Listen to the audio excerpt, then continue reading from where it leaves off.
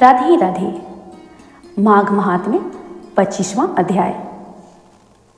पिशाच चित्ररथ की कथा सुनाते हुए महर्षि वशिष्ठ जी ने आगे कहा।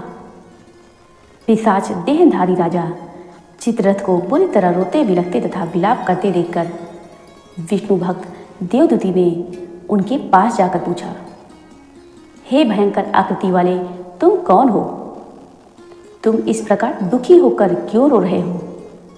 तुम्हें क्या कष्ट है तथा दुख दूर करने के लिए मैं क्या कर सकता हूँ?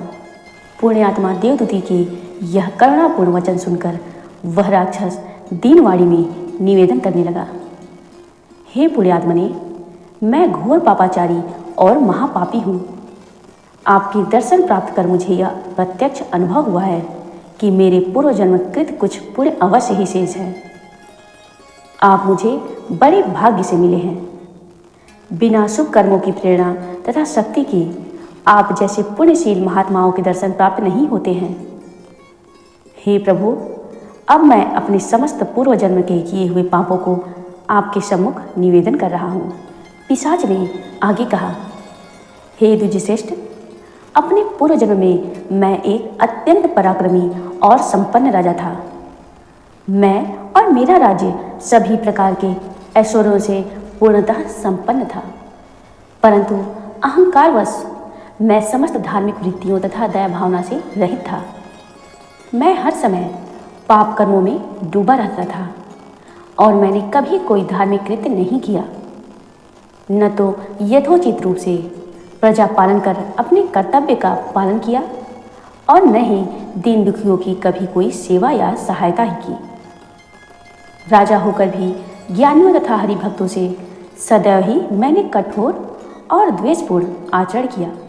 शिव ब्रह्मादिक देवता जिस परमपिता परमात्मा की सदैव ही पूजा अर्चना करते रहते हैं, मूर्खतावश मैंने उन्हीं हरि और उनके भक्तों से द्वेष तथा वैर भाव अपनाया। भगवान से द्वेष करने के कारण मुझे अनंत काल तक नरकों का दुख भोगना पड़ा। तत्पश्चात मुझे यह पिशाच योनि प्राप्त हुई है। इसमें नाना प्रकार के दुखों को मैं भोग रहा हूँ। तथापि अवश्य ही मेरा ऐसा कोई पुण्य कर्म अभी भी शेष है, जिसके प्रभाव से मुझे आप जैसे पुण्यात्मा का दर्शन प्राप्त करने का सौभाग्य प्राप्त हुआ है। पिशाच ने आगे कहा, हे विप्रवर, अब कोई ऐसी युक्ति कीजिए जिससे मुझे इस अधम योनि से मुक्ति प्राप्त होकर सद्गति प्राप्त हो। इस वन में मधुर और स्वादिष्ट फलों से आच्छादित अनेकों वृक्ष हैं तथा स्वच्छ निर्मल जल से परिपूर्ण अनेकों जलाशय हैं, किंतु मैं भाग्यहीन उनमें से कुछ भी नहीं प्राप्त कर सकता हूँ। मैं यहाँ भूख और प्यास से व्याकुल होकर विलाप करता रहता हूँ और उत्भ्रांत सा भटकता रहता हूँ। हे करुणामय, आप मुझको इस पिशाच योनि से छुटकारा दिलाइए। महात्मा देवदूति ने पिशाच को सांत्वना देते हुए कहा, प्रभु की माया बड़ी प्रबल तथा विचित्र है।